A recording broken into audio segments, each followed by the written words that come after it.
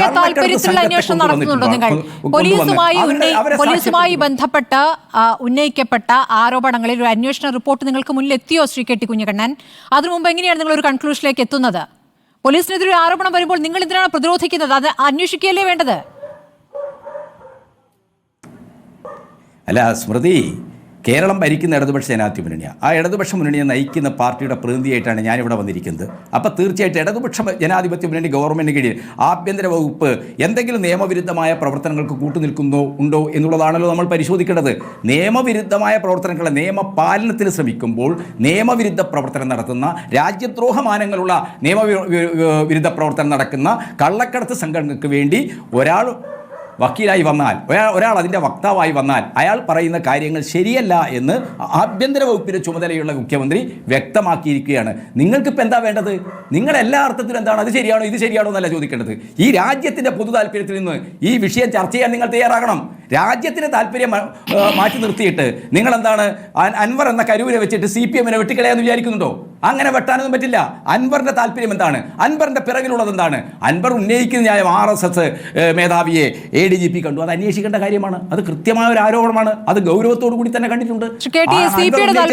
പ്രശ്നങ്ങളോട് നമുക്ക് അല്ലാതെ എന്താണ് CPIയുടെ താല്പര്യം? CPI ഇടതുപക്ഷ ജനാധിപത്യ മുന്നണിയുടെ ഒരു ഘടകകക്ഷിയാണ്.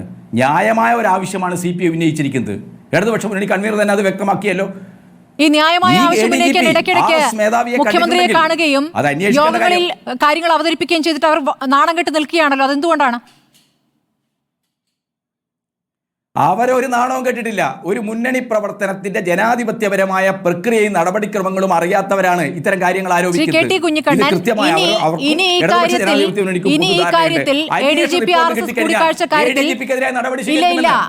CPM-നെ അല്ലെങ്കിൽ മുഖ്യമന്ത്രിയെ പ്രതിരോധിക്കേണ്ടതില്ല എന്ന് CPI ഒരു തീരുമാനം എടുത്തിട്ടുണ്ട്.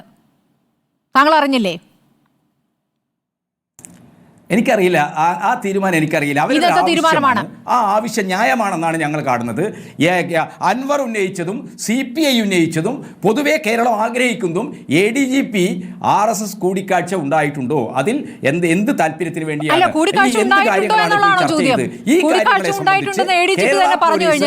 കേരള പോലീസ്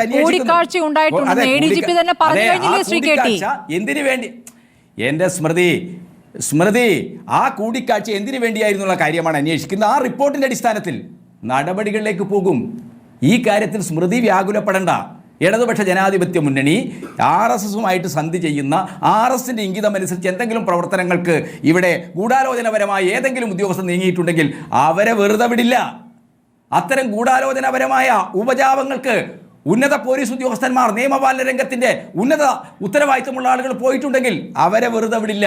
അവർക്കെതിരായിട്ട് ഈ സർക്കാർ കൃത്യമായ നടപടി സ്വീകരിച്ചിരിക്കും. അതുണ്ടോ ഇല്ലയോ എന്നുള്ളത് അന്വേഷിക്കേണ്ട എന്ന് പറഞ്ഞു കഴിഞ്ഞാൽ ഇത് വെള്ളരിക്കാ പട്ടണമല്ല.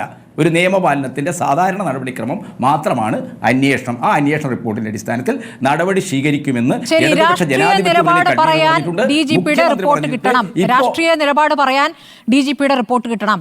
അത് കണ്ടു എന്ന് പറഞ്ഞാൽ പോലും രാഷ്ട്രീയ നിലപാട് പറയാൻ പറ്റാത്ത സാഹചര്യമുണ്ട്. അതാണ് മനസ്സിലാക്കേണ്ടത്. അല്ല, RSSന്റെ ശാഖയ്ക്ക് കാവൽ നിൽക്കാൻ പോയ സുധാകരനും ഗോൾവാൾക്കറുടെ ചിത്രത്തിൽ വിളക്ക് കത്തിച്ച് കൂപ്പ് കൈയുമായി നിൽക്കുന്ന സതീശനുമാണോ RSS ബന്ധത്തെക്കുറിച്ച് CPM-നെ പഠിപ്പിക്കേണ്ടത്? ഈ സമൂഹത്തിൽ, ഈ കേരള സമൂഹത്തിൽ 1940കളുടെ ആദ്യം മുതൽ RSSനെ പ്രതിരോധിക്കുന്ന വളരെ സുദീർഘമായ ചരിത്രമുള്ള ഒരു പാർട്ടിയാണ് CPM എന്ന് പറയുന്നത്. RSSന്റെ പ്രതിരോധ മുഖത്ത് എത്രയോ പ്രിയപ്പെട്ട സഖാക്കൾ നഷ്ടപ്പെട്ടു പോയ ഒരു പാർട്ടിയാണ് CPM എന്ന് പറയുന്നത്. ഇന്ന് ദേശീയ അധികാരം അങ്ങനെ ചെയ്തു എന്ന് പറയുന്ന CPM-ന് ഇപ്പോൾ എന്ത് പറ്റിയെന്നുള്ളതാണല്ലോ ചോദ്യം.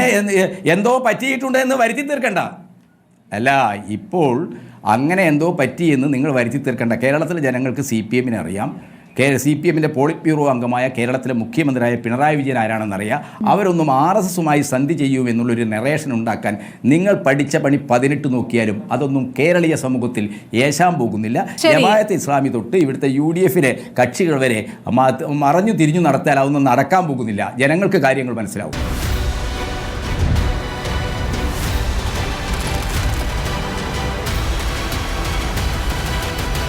ഡിബേറ്റ് വിത്ത് സ്മൃതി പരുത്തിക്കാട്.